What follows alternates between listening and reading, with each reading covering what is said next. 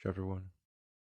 Next would seem properly to follow a dissertation on friendship, because in the first place, it is either itself a virtue or connected with virtue, and next is the thing most necessary for life, since no one would choose to live without friends, though he should have all the other good things in the world, and in fact, men who are rich or possessed of authority and influence are thought to have special need of friends. For where is the use of such prosperity if there be taken away the doing of kindnesses, of which friends are the most usual and most commendable objects? Or how can it be kept or preserved without friends? Because the greater it is, so much the more slippery and hazardous. In poverty, moreover, and all other adversities, men think friends to be their only refuge. Furthermore, friendship helps the young to keep from error, the old in respect of attention and such deficiencies in action as their weakness makes them liable to, and those who are in their prime in respect of noble deeds. They too together going, Homer says, you may remember, because they are thus more able to devise plans and carry them out. Again, it seems to be implanted in us by nature, as, for instance, in the parent towards the offspring, and the offspring towards the parent, not merely in the human species, but likewise in birds and most animals, and in those of the same tribe towards one another, and especially in men of the same nation, for which reason we commend those men who love their fellows, and one may see in the course of travel how close of kin and how friendly man is to man. Furthermore, friendship seems to be the bond of social communities, and legislators seem to be more anxious to secure it than justice even. I mean, unanimity is somewhat like to friendship, and this they certainly aim at, and especially drive out faction as being inimical. Again, where people are in friendship, justice is not required, but on the other hand, though they are just, they need friendship in addition, and that principle which is most truly just is thought to partake of the nature of friendship. Lastly, not only is it a thing necessary, but honorable likewise, since we praise those who are fond of friends, and the having numerous friends is thought a matter of credit to a man. Some go so far as to hold that good man and friend are terms synonymous. Chapter 2. Yet the disputed points respecting it are not few. Some men lay down that it is a kind of resemblance, and that men who are like one another are friends, whence come the common sayings, like will to like, birds of a feather, and so on. Others, on the contrary, say that all such come under the maxim, two of a trade never agree. Again, some men push their inquiries on these points higher and reason physically, as Euripides, who says, the earth by drought consumed doth love the rain, and the great heaven, overcharged with rain, doth love to fall in showers upon the earth. Heraclitus, again, maintains that contrariety is expedient, and that the best agreement arises from things differing, and that all things come into being in the way of the principle of antagonism. Empedocles, among others, in direct opposition to these, affirms that like aims at like. These physical questions we will take leave to omit, inasmuch as they are foreign to the present inquiry, and we will examine such as are proper to man and concern moral characters and feelings, as, for instance, does friendship arise among all without distinction, or is it impossible for bad men to be friends? And is there but one species of friendship, or several? For they who ground the opinion that there is but one on the fact that friendship admits of degrees hold that upon insufficient proof, because things which are different in species admit likewise of degrees. On this point we have spoken before. Chapter 3. Our view will soon be cleared on these points when we have ascertained what is properly the object matter of friendship. For it is thought that not everything indiscriminately, but some peculiar matter alone, is the object of this affection.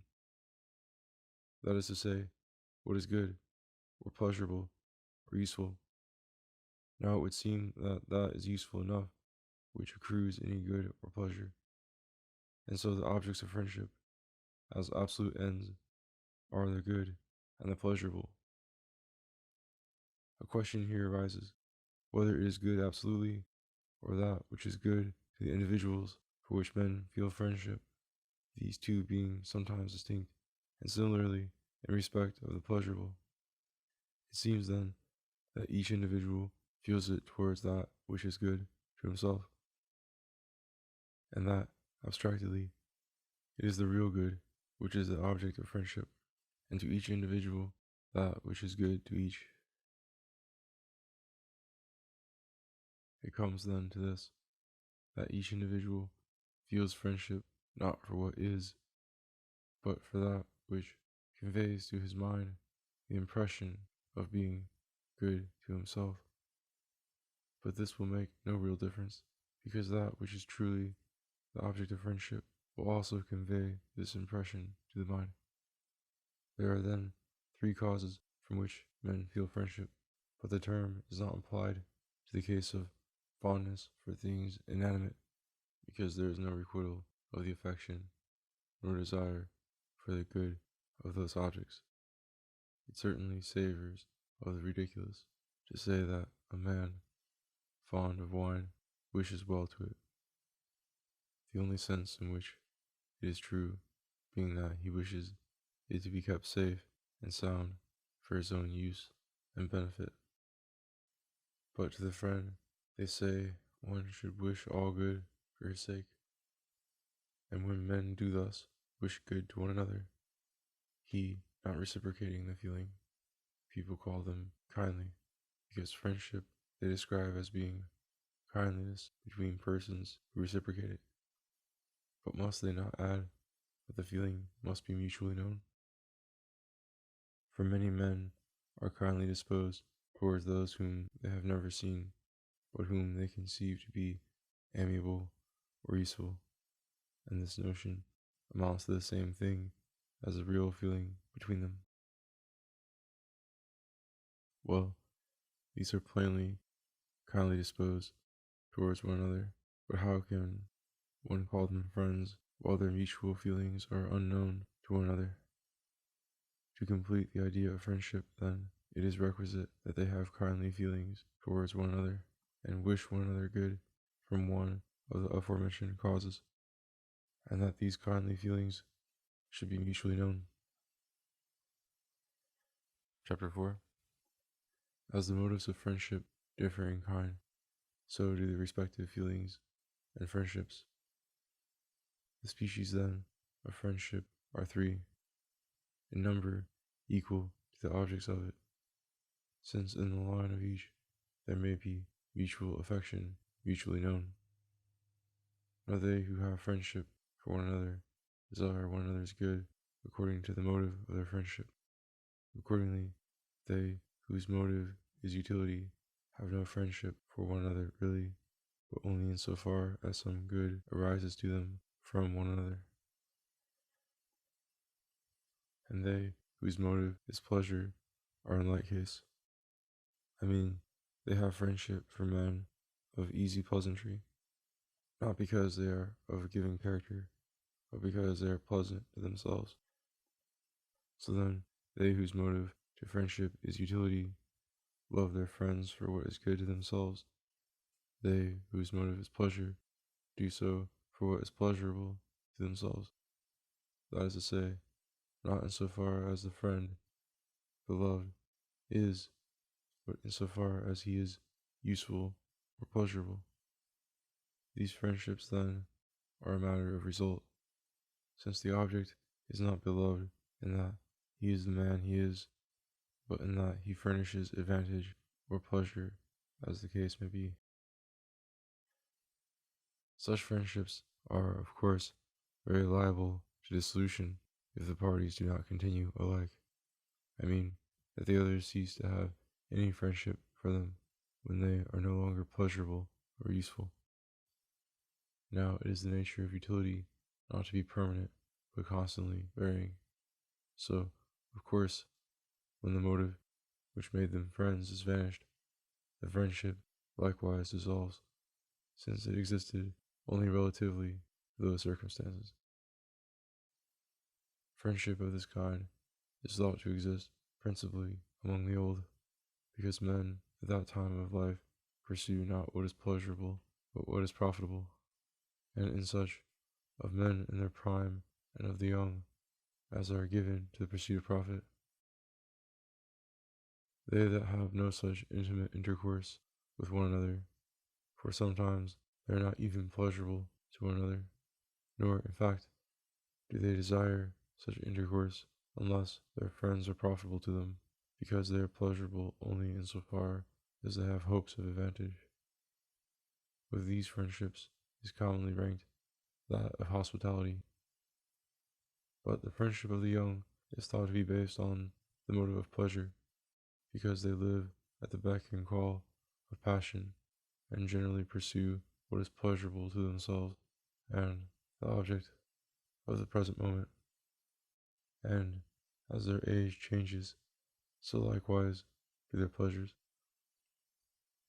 This is the reason why they form and dissolve friendships rapidly, since the friendship changes with the pleasurable object, and such pleasure changes quickly.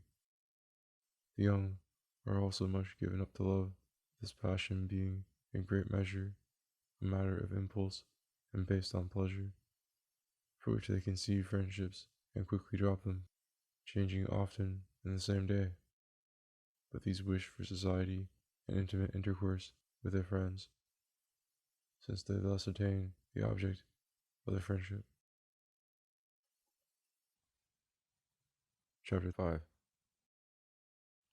That, then, is perfect friendship, which subsists between those who are good and whose similarity consists in their goodness. For these men wish one another's good in similar ways, in so far as they are good, and good they are in themselves, and those are especially friends who wish good to their friends for their sakes, because they feel thus towards them on their own account, and not as a mere matter of result. So the friendship between these men continues to subsist so long as they are good, and goodness, we know, has in it a principle of permanence. Moreover, each party is good abstractedly and also relatively to his friend, for all good men are not only abstractedly good, but also useful to one another. Such friends are also mutually pleasurable, because all good men are so abstractedly and also relatively to one another, and as much as to each individual those actions are pleasurable which correspond to his nature, and all such as are like them. Now, when men are good, these will be always the same, or at least similar. Friendship, then, under these circumstances, is permanent, as we should reasonably expect, since it combines in itself all the requisite qualifications of friends. I mean, that friendship, of whatever kind, is based upon good or pleasure, either abstractedly or relatively to the person entertaining the sentiment of friendship, and results from a similarity of some sort.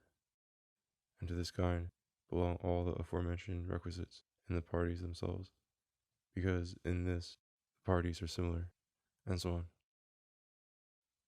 Moreover, in it is the abstractedly good and the abstractedly pleasant, and as these are especially the object matter of friendship, so the feeling and the state of friendship is found most intense and most excellent in men thus qualified. In it there is the abstractedly good. Rare it is probable friendships of this kind will be, because men of this kind are rare. Besides, all requisite qualifications being presupposed, there is further required time and intimacy.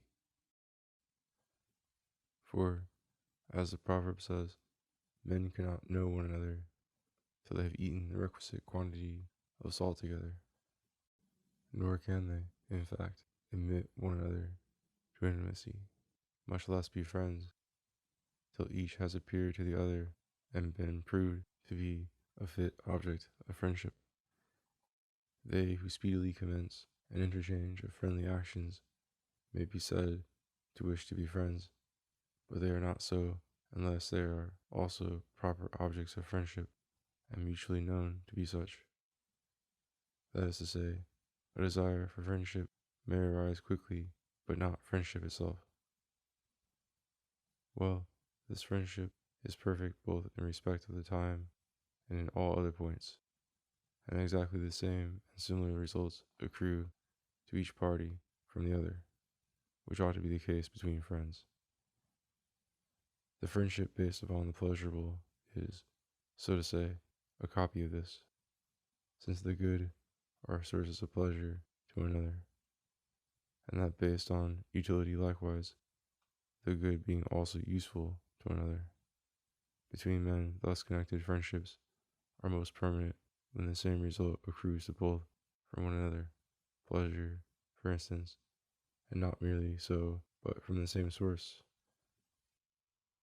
as in the case of two men of easy pleasantry, and not as it is in that of a lover and the object of his affection,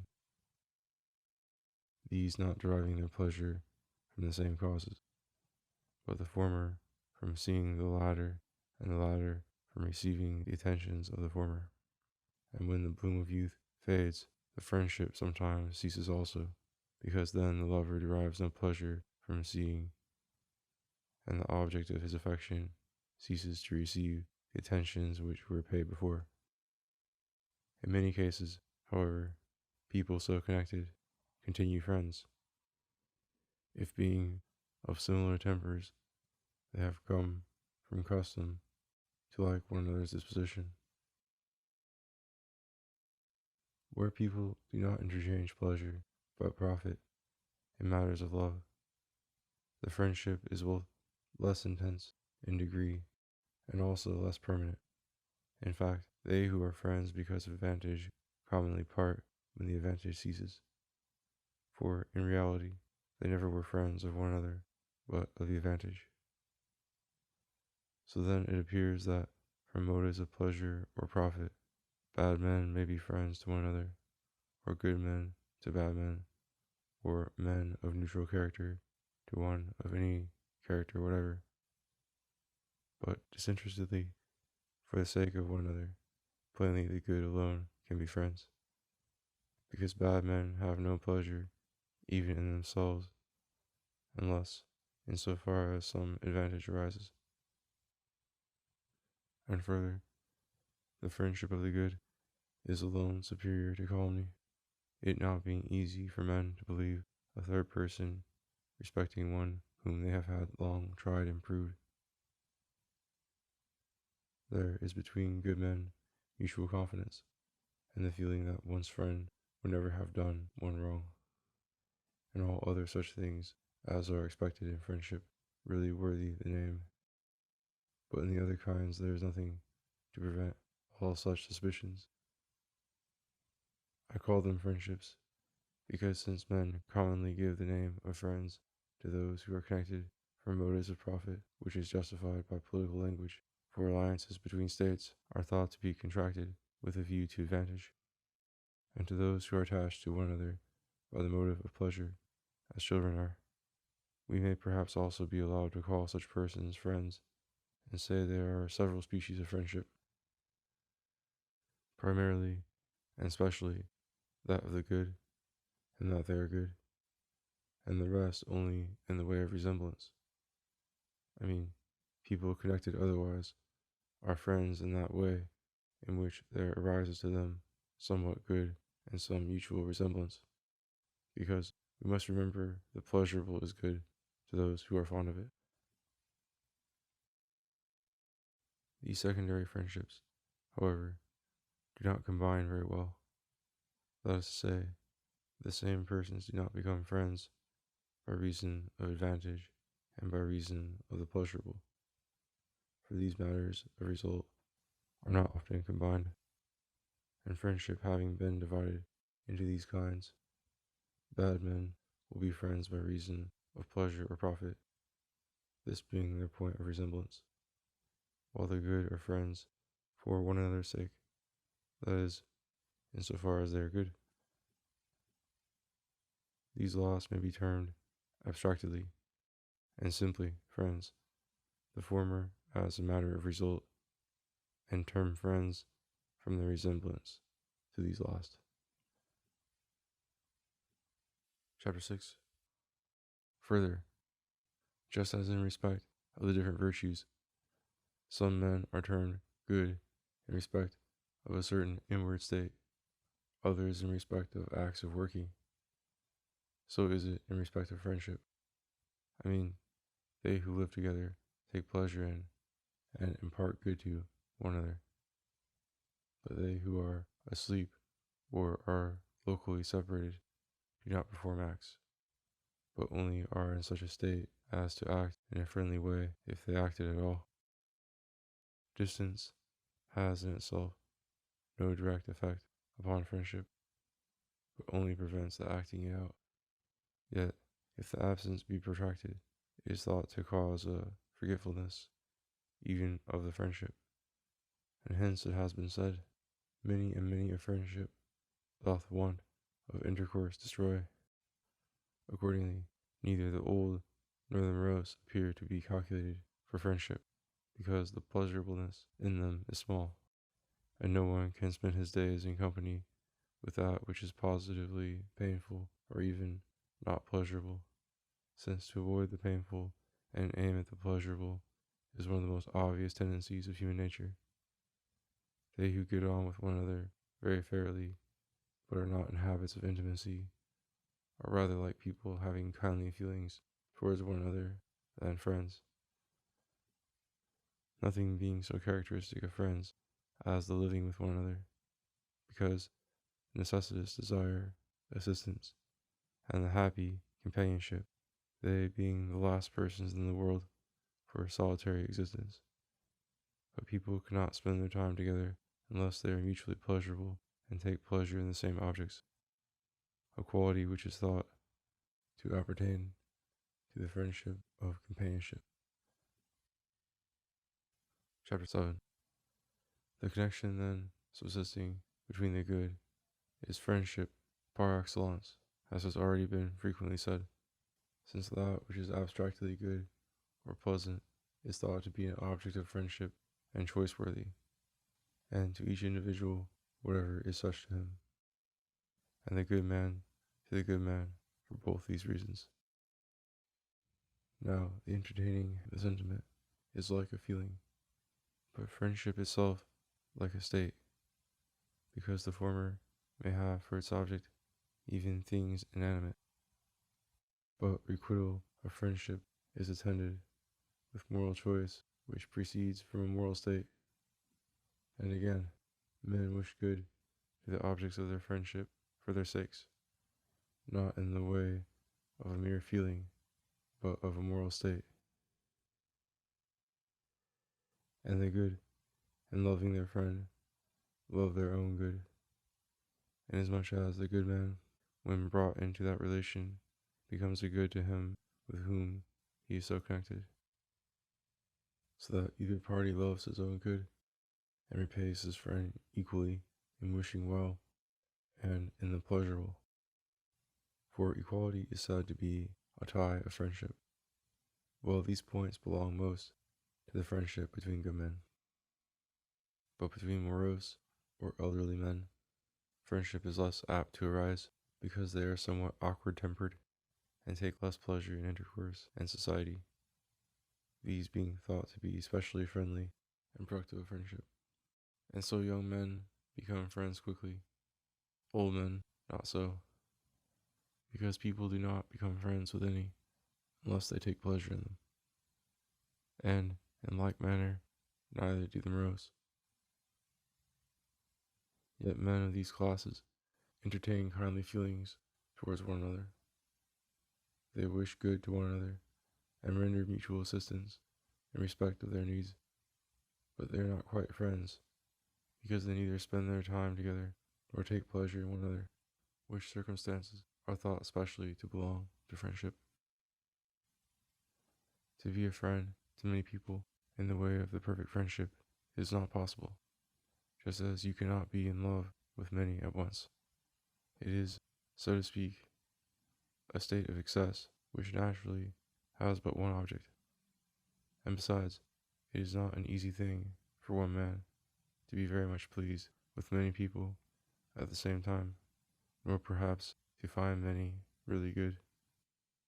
Again, a man needs experience, and to be in habits of close intimacy, which is very difficult. But it is possible to please many on the score of advantage and pleasure, because there are many men of the kind, and the services may be rendered in a very short time. Of the two imperfect kinds, that which most resembles the perfect is the friendship based upon pleasure, in which the same results accrue from both, and they take pleasure in one another or in the same objects, such as are the friendships of the young, because a generous spirit is most found in these. The friendship, because of advantage, is the connecting link of shopkeepers. Then again, the very happy have no need of persons who are profitable, but of pleasant ones they have, because they wish to have people to live intimately with. And what is painful they bear for a short time indeed, but continuously no one could support it, nay, not even the chief good itself, if it were painful to him individually. And so they look out for pleasant friends. Perhaps they ought to require such to be good also, and good moreover to themselves individually, because then they will have all the proper requisites of friendship.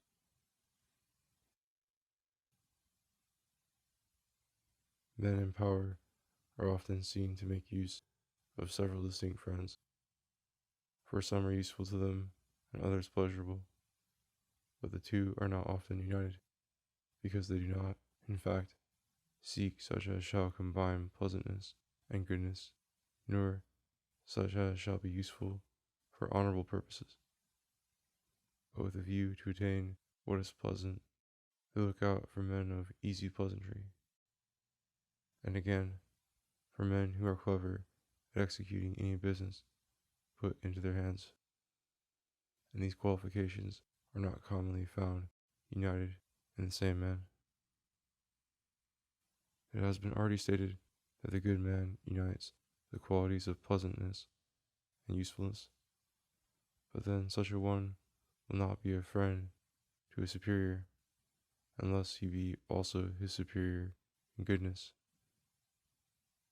For if this not be the case, he cannot, being surpassed in one point, make things equal by a proportionate degree of friendship.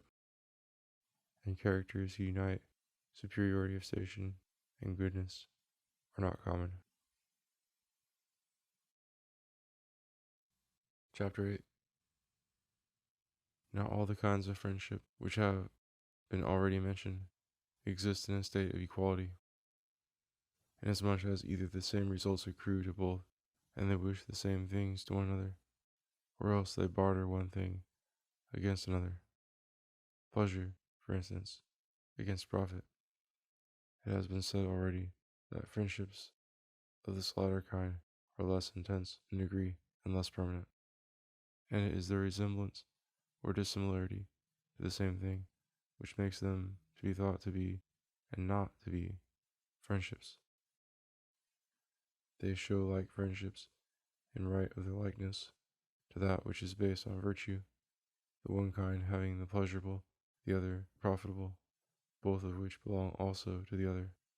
And again, they do not show like friendships by reason of their unlikeness to that true kind, which unlikeness consists herein, that while that is above calumny and so permanent, these quickly change and differ in many other points. But there is another form of friendship, that, namely, in which the one party is superior to the other, as between father and son, elder and younger, husband and wife, ruler and ruled. These also differ one from another. I mean, the friendship between parents and children is not the same as between ruler and the ruled, nor has the father the same towards the son as the son towards the father, nor the husband towards the wife as she towards him, because the work, and therefore the excellence, of each of these is different, and different therefore are the causes of their feeling friendship. Distinct and different therefore are their feelings and states of friendship, and the same results do not accrue to each from the other, nor in fact ought they to be looked for. But when children render to their parents what they ought to, the authors of their being, and parents to their sons what they ought to, their offspring, the friendship between such parties will be permanent and equitable. Further, the feeling of friendship should be in due proportion in all friendships which are between superior and inferior. I mean, the better man, or the more profitable, and so forth, should be the object of a stronger feeling than he himself entertains, because when the feeling of friendship comes to be after a certain rate, then equality in a certain sense is produced, which is thought to be a requisite in friendship. It must be remembered, however, that the equal is not in the same case as regards justice and friendship, for in strict justice the exactly proportioned equal ranks first, and the actual numerically equal ranks second, while in friendship this is exactly reversed, and that equality is thus requisite is plainly shown by the occurrence of a great difference of goodness or badness, or prosperity, or something else. For in this case, people are not any longer friends, nay, they do not even feel that they ought to be. The clearest illustration is perhaps the case of the gods, because they are most superior in all good things. It is obvious, too, in the case of kings, for they who are greatly their inferiors do not feel entitled to be friends with them, nor do people very insignificant to be friends to those of very high excellence or wisdom. Of course, in such cases it is out of the question to attempt to define up to what point they may continue friends, for you may remove many points of agreement, and the friendship last nevertheless. But when one of the parties is very far separated, as a god from men, it cannot continue any longer. This has given room for a doubt whether friends do really wish to their friends the very highest goods, as that they may be gods, because, in case the wish were accomplished, they would no longer have them for friends, nor in fact would they have the good things they had, because friends are good things. If then it has been rightly said that a friend wishes to his friend good things for that friend's sake, it must be understood that he is to remain such as he now is. That is to say, he will wish the greatest good to him of which as man he is capable, yet perhaps not all, because each man desires good for himself most of all. It is thought that desire for honor makes the mass of men wish rather to be the objects of the feeling of friendship than to entertain it themselves, and for this reason they are fond of flatterers, a flatterer being a friend inferior, or at least pretending to be such, and rather to entertain towards another the feeling of friendship than to be himself the object of it, since the former is thought to be nearly the same as being honored, which the mass of men desire, and yet men seem to choose honor, not for its own sake, but incidentally. I mean, the common run of men delight to be honored by those in power because of the hope it raises. That is, they think they shall get from them anything they may happen to be in want of. So they delight in honor as an earnest of future benefit. They again, who grasp at honor at the hands of the good, and those who are really acquainted with their merits, desire to confirm their own opinion about themselves. So they take pleasure in the conviction that they are good, which is based on the sentence of those who assert it. But in being the objects of friendship, men delight for its own sake, and so this may be judged to be higher than being honored, and friendship to be in itself choiceworthy. Friendship, moreover, is thought to consist in feeling, rather than being the object of the sentiment of friendship, which is proved by the delight mothers have in the feeling. Some there are who give their children to be adopted and brought up by others, and knowing them, bear this feeling towards them, never seeking to have it returned, if both are not possible, but seeming to be content with seeing them well off and bearing this feeling themselves towards them, even though they, by reason of ignorance, never render to them any filial regard or love.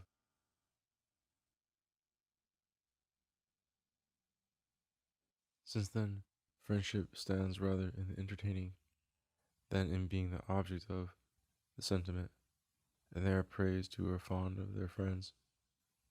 It seems that entertaining the sentiment is the excellence of friends, and so, in whomever this exists in due proportion, these are stable friends, and their friendship is permanent. And in this way, may they who are unequal best be friends, because they may thus be made equal. Equality, then, and similarity are a tie to friendship, especially the similarity of goodness, because good men, being stable in themselves, are also stable as regards others, and neither ask degrading services nor render them, but, so to say, rather prevent them. For it is the part of the good neither to do wrong themselves nor to allow their friends in so doing. The bad, on the contrary, have no principle of stability. In fact, they do not even continue like themselves. Only they come to be friends for a short time from taking delight in one another's wickedness. Those connected by motives of profit or pleasure hold together somewhat longer, so long, that is to say, as they can give pleasure or profit mutually. The friendship based on motives of profit is thought to be most of all formed out of contrary elements. The poor man, for instance, is thus a friend of the rich, and the ignorant of the man of information. That is to say, a man desiring that of which he is, as it happens, in want, gives something else in exchange for it. To the same class we may refer the lover and the beloved, the beautiful and the ill-favored. For this reason, lovers sometimes show in a ridiculous light by claiming to be the objects of as intense a feeling as they themselves entertain.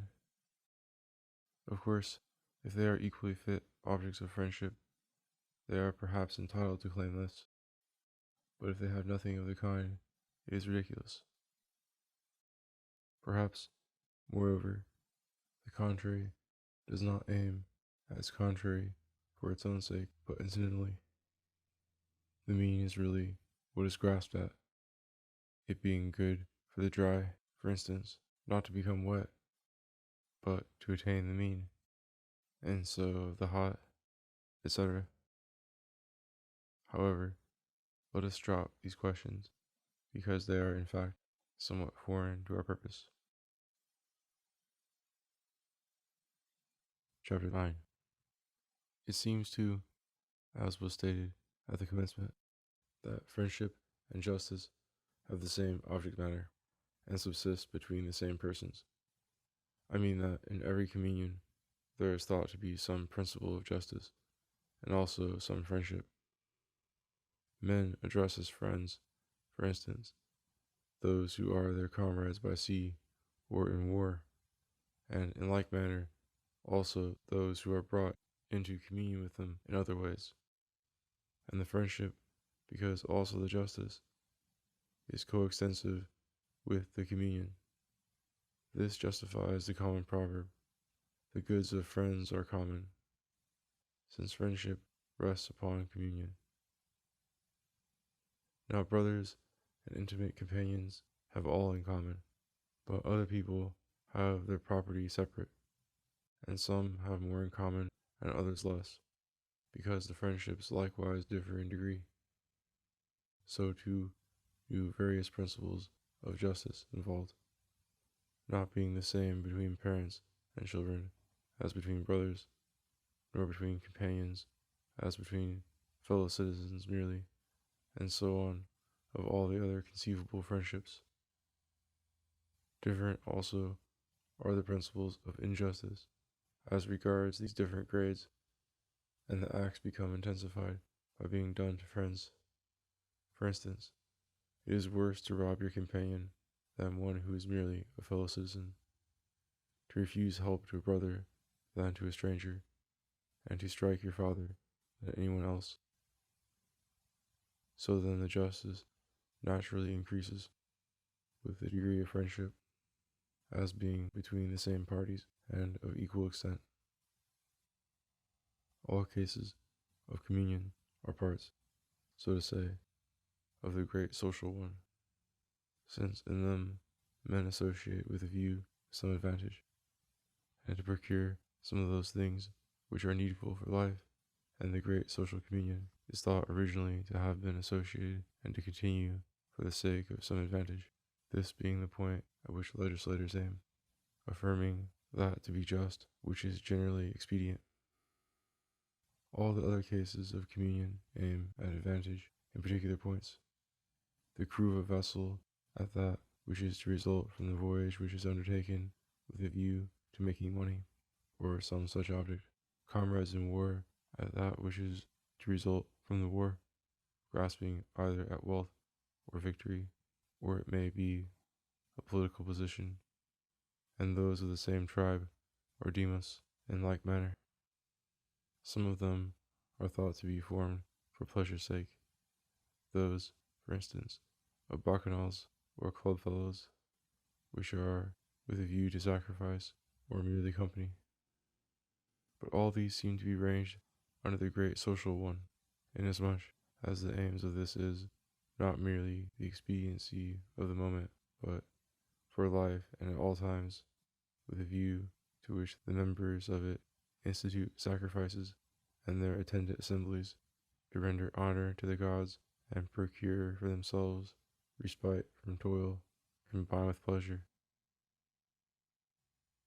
For it appears that sacrifices and religious assemblies in old times were made as a kind of first fruits after the ingathering of the crops, because at such seasons they had most leisure. So then it appears that all the instances of communion are parts of the great social one, and corresponding friendships will follow upon such communions. Chapter 10. Of political constitutions there are three kinds, and equal in number are the deflections from them, being, so to say, corruptions of them.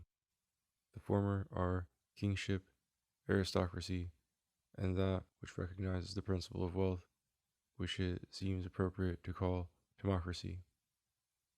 I give to it the name of a political constitution because people commonly do so. Of these, the best is monarchy, and democracy the worst.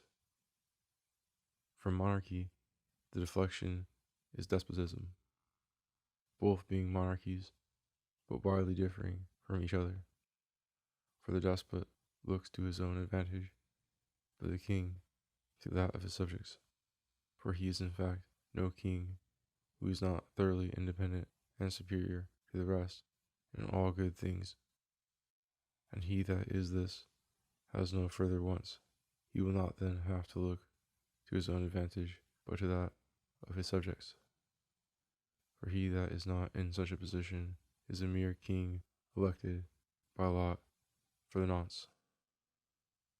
But despotism is on a contrary footing to this kingship, because the despot pursues his own good, and in the case of this, its inferiority is most evident, and what is worst is contrary to what is best. The transition to despotism is made from kingship, despotism being a corrupt form of monarchy. That is to say, the bad king comes to be a despot. From aristocracy to oligarchy, the transition is made by the fault of the rulers in distributing the public property contrary to right proportion, and giving either all that is good or the greatest share to themselves, and the offices of the same persons always, making wealth their idol. Thus a few bear rule, and they, bad men, in the place of the best. From democracy, the transition is to democracy, they being contiguous. For it is in the nature of democracy to be in the hands of a multitude, and all in the same grade of property are equal. Democracy is the least vicious of all, since herein the form of the constitution undergoes least change. Well, these are generally the changes to which the various constitutions are liable, being the least in degree and the easiest to make. Likenesses and, as it were, models of them one may find even in domestic life. For instance, the communion between father and his sons presents the figure of kingship, because the children are the father's care, and hence Homer names Jupiter father, because kingship is intended to be paternal rule. Among the Persians, however, the father's rule is despotic, for they treat their sons as slaves. The relation of master to slaves is of the nature of despotism, because the point regarded herein is the master's interest. This now strikes me to be as it ought, but the Persian custom to be mistaken, because for different persons there should be different rules.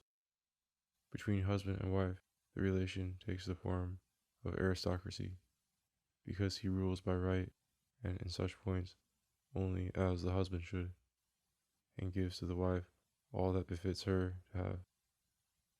Where the husband lords it in everything, he changes the relation into an oligarchy, because he does it contrary to right and not as being the better of the two. In some instances, the wives take the reins of government, being heiresses. Here the rule is carried on not in right of goodness, but by reason of wealth and power, as it is in oligarchies. Democracy finds its type in the relation of brothers, they being equal except as to such differences as age introduces. For which reason, if they are very different in age, the friendship comes to be no longer a fraternal one. While democracy is represented, especially by families which have no head, all being there equal, or in which the proper head is weak, so every member does that which is right in his own eyes. Chapter 11. Attendant, then, on each form of political constitution, there plainly is friendship exactly coextensive with the principle of justice, that between a king and his subjects being in the relation of a superiority of benefit, inasmuch as he benefits his subjects, it being assumed that he is a good king and takes care of their welfare as a shepherd tends his flock, whence Homer, to quote him again, calls Agamemnon shepherd of the people. And of this same kind is the paternal friendship, only that it exceeds the former in the greatness of the benefits done, because the father is the author of being, which is esteemed the greatest benefit, and of maintenance and education. These things are also, by the way, ascribed to ancestors generally, and by the law of nature the father has the right of rule over his sons, ancestors over their descendants, and the king over his subjects. These friendships are also between superiors and inferiors, for which reason parents are not merely loved, but also honored. The principle of justice also between these parties is not exactly the same, but according to proportion, because so also is the friendship. Now between husband and wife there is the same friendship as in aristocracy, for the relation is determined by relative excellence, and the better person has the greater good, and each has what befits. So too also is the principle of justice between them. The fraternal friendship is like that of companions, because brothers are equal and much of an age, and such persons have generally like feelings and like dispositions. Like to this also is the friendship of a democracy, because the citizens are intended to be equal and equitable. Rule, therefore, passes from hand to hand and is distributed on equal terms. So too is the friendship accordingly. In the deflections from the constitutional forms, just as the principle of justice is but small, so is the friendship also, and least of all in the most perverted form. In despotism there is little or no friendship, for generally, wherever the ruler and the ruled have nothing in common, there is no friendship, because there is no justice. But the case is as between an artisan and his tool, or between soul and body, and master and slave.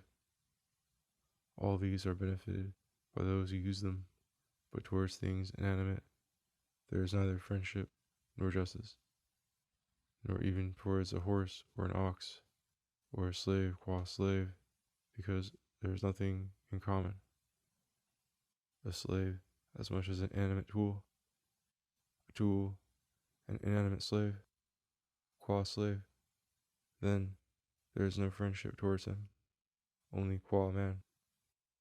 For it is thought that there is some principle of justice between every man and every other who can share in law and be a party to an agreement, and so somewhat a friendship, in so far as he is man.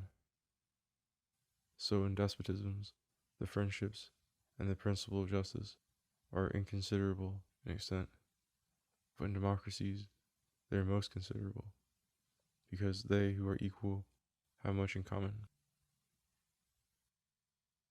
Chapter 12. Now, of course, all friendship is based on a communion, as has been already stated, but one would be inclined to separate off from the rest the friendship of kindred and that of companions, whereas those of men of the same city or tribe or crew, and all such, are more peculiarly, it would seem, based upon communion, inasmuch as they plainly exist in right of some agreement expressed or implied. Among these one may rank also the friendship of hospitality. The friendship of kindred is likewise of many kinds, and appears in all its varieties to depend on the parental. Parents, love their children as being part of themselves. Children love their parents as being themselves somewhat derived from them. But parents know their offspring more than these know what they are from, that they are from the parents.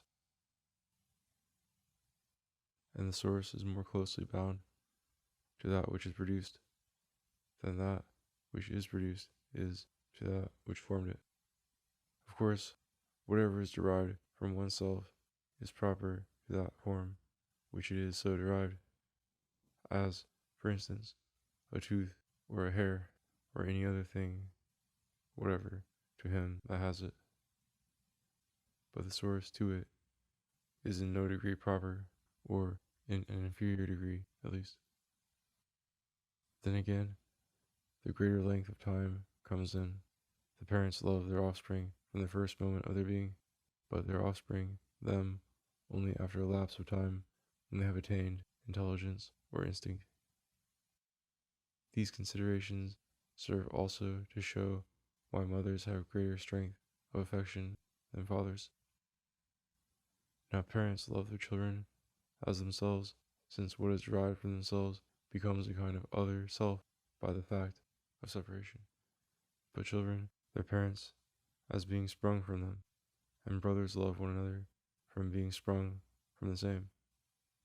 That is, their sameness with the common stock creates a sameness with one another, whence come the phrases, same blood, root, and so on. In fact, they are the same, in a sense, even in the separate, distinct individuals. Then again, the being brought up together and the nearness of age are a great help towards friendship. For a man likes one of his own age, and persons who are used to one another are companions, which accounts for the resemblance between the friendship of brothers and that of companions. And cousins and all other relatives derive their bond of union from these, that is to say, from their community of origin, and the strength of this bond varies according to the respective distances from the common ancestor. Further, the friendship felt by children towards parents, and by men towards the gods, is as towards something good and above them, because these have conferred the greatest possible benefits, and that they are the causes of their being and being nourished, and of their having been educated after they were brought into being. And friendship of this kind has also the pleasurable and the profitable more than that between persons unconnected by blood, in proportion as their life is also more shared in common. Then, again, in the fraternal friendship, there is all that there is in that of companions, and more in the good, and generally in those who are alike, in proportion as they are more closely tied, and from their very birth have a feeling of affection for one another to begin with, and as they are more like in disposition, who spring from the same stock, and have grown up together, and been educated alike. And besides this, they have the greatest opportunities in respect of time for proving one another, and can therefore depend most securely upon the trial. Between husband and wife, there is thought to be friendship by a law of nature, man being by nature disposed to pair more than to associate in communities, in proportion as the family is prior in order of time and more absolutely necessary than the community. And procreation is common to him with other animals. All the other animals have communion thus far, but human creatures cohabit not merely for the sake of procreation, but also with a view to life in general. Because in this connection, the works are immediately divided, and some belong to the man, others to the woman. Thus they help one the other, putting what is peculiar to each into the common stock. And for these reasons, this friendship is thought to combine the profitable and the pleasurable. It will be also based upon virtue, if they are good people, because each has goodness, and they may take delight in this quality in each other. Children, too, are thought to be a tie. Accordingly, the childless sooner separate, for the children are a good common to both, and anything in common is a bond of union. The question how a man is to live with his wife, or more generally, one friend with another, appears to be no other than this: how it is just that they should, because plainly there is not the same principle of justice between a friend and friend as between strangers, or companions, or mere chance fellow travelers. Chapter 13. There are then, as we stated at the commencement of this book, 3 kinds of friendship, and in each there may be friends on a footing of equality, and friends in the relation of superior and inferior. We find, that people who are alike in goodness become friends, and better with worse, and so also pleasant people, again, because of advantage, people are friends, either balancing exactly their mutual profitableness, or differing from one another herein. Well then, those who are equal should, in right of this equality, be equalized also by the degree of their friendship, and the other points, and those who are on a footing of inequality by rendering friendship in proportion to the superiority of the other party. Fault-finding and blame arises either solely or most naturally in friendship of which utility is the motive.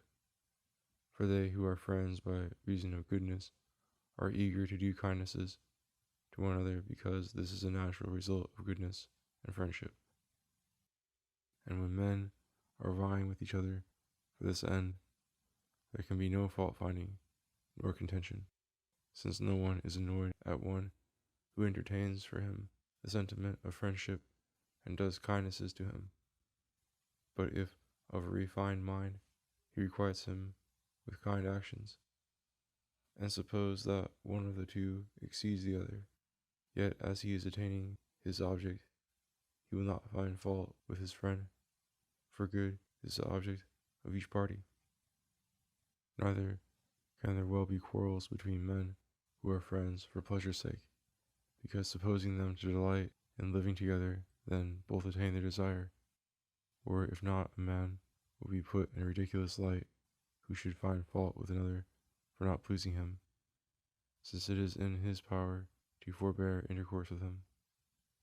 But the friendship, because of advantage, is very liable to fault-finding, because, as the parties use one another with a view to advantage, the requirements are continually enlarging, and they think that they have less than of right belongs to them, and find fault because, though justly entitled, they do not get as much as they want, while they who do the kindnesses can never come up to the requirements of those to whom they are being done. It seems also that as the just is of 2 kinds, the unwritten and the legal, so friendship, because of advantage, is of 2 kinds, what may be called the moral and the legal. And the most fruitful source of complaints is that parties contract obligations and discharge them not in the same line of friendship. The legal is upon specified conditions, either purely tradesmanlike, from hand to hand, or somewhat more gentlemanly as regards time, but still by agreement, a quid pro quo.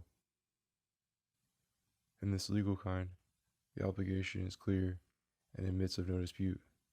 The friendly element is the delay in requiring its discharge, and for this reason, in some countries no actions can be maintained at law for the recovery of such debts, it being held that they who have dealt on the footing of credit must be content to abide the issue. That which may be termed the moral kind is not upon specified conditions, but a man gives as to his friend, and so on, but still he expects to receive an equivalent, or even more, as though he had not given but lent, he also will find fault, because he does not get the obligation discharged in the same way as it was contracted. Now this results from the fact that all men, or the generality at least, wish what is honorable, but, when tested, choose what is profitable, and the doing kindnesses disinterestedly is honorable, while receiving benefits is profitable. In such cases one should, if able, make a return proportionate to the good received, and do so willingly, because one ought not to make a disinterested friend of a man against his inclination. One should act, I say, as having made a mistake originally in receiving kindness from one from whom one ought not to have received it, he being not a friend, nor doing the act disinterestedly. One should therefore discharge oneself of the obligation as having received a kindness on specified terms, and if able, a man would engage to repay the kindness, while if he were unable, even the doer of it would not expect it of him, so that if he is able, he ought to repay it. But one ought at the first to ascertain from whom one is receiving kindness, and on what understanding, that on that same understanding one may accept it or not. A question admitting of dispute is whether one is to measure a kindness by the good done to the receiver of it, and make this the standard by which to requite, or by the kind intention of the doer. For they who have received kindnesses frequently plead in depreciation that they have received from their benefactors such things as were small for them to give, or such as they themselves could have got from others, while the doers of the kindnesses affirm that they gave the best they had, and what could not have been got from others, and under danger, or in such like straits. May we not say that as utility is the motive of the friendship, the advantage conferred on the receiver must be the standard, because he it is who requests the kindness, and the other serves him in his need, on the understanding that he is to get an equivalent. The assistance rendered is then exactly proportionate to the advantage which the receiver has obtained, and he should therefore repay as much as he gained by it, or even more, this being more creditable. In friendships based on goodness, the question, of course, is never raised, but herein the motive of the doer seems to be the proper standard, since virtue and moral character depend principally on motive. Chapter 14. Quarrels arise also in those friendships in which the parties are unequal, because each party thinks himself entitled to the greater share. And of course, when this happens, the friendship is broken up. The man who is better than the other thinks that having the greater share pertains to him of right, for that more is always awarded to the good man. And similarly, the man who is more profitable to another than that other to him. One who is useless, they say, ought not to share equally, for it comes to a tax, and not a friendship, unless the fruits of the friendship are reaped in proportion to the works done.